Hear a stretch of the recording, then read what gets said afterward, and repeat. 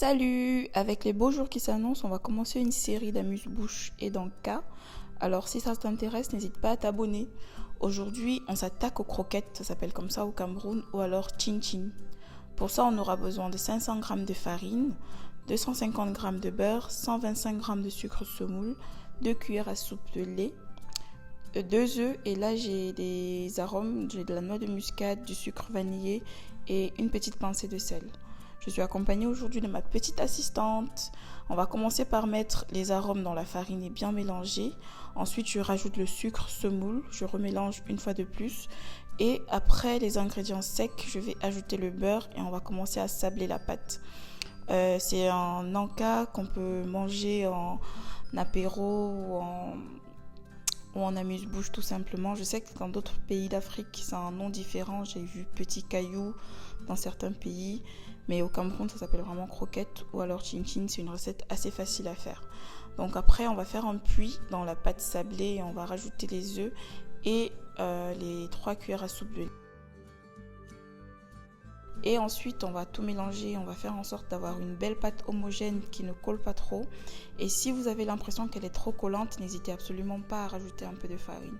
Alors pour donner des formes, moi j'utilise cette méthode, ça va me faire des toutes petites boules, mais vous pouvez faire autrement, vous pouvez étaler la pâte sur le plan de travail avec un rouleau pâtissier et ensuite faire des petites lignes horizontales et puis verticales pour avoir des sortes de petits carrés. Ou alors vous pouvez faire des tresses ou des bâtonnets, franchement c'est une pâte assez malléable pour faire tout ce qu'on veut. Ensuite on passe à la friture. Pour ceux qui trouvent que frire c'est assez gras, j'ai vu qu'on pouvait les faire au four. Je n'ai pas encore testé le four, mais je pense que ça pourrait être une alternative plus healthy entre guillemets. Donc ce serait à voir avec la température et si on met chaleur tournante ou statique.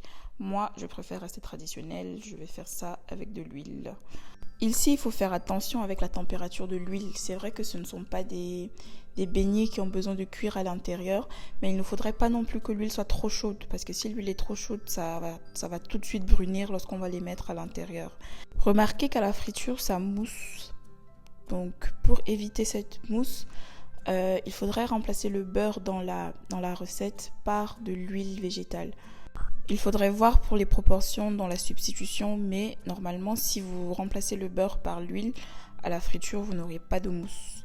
Je vais faire une autre vidéo où je vais mettre ça en application et vous verrez que à la friture, on n'aura pas toute cette mousse-là qui ressort de l'huile. Et donc voilà, c'est quelque chose de très simple.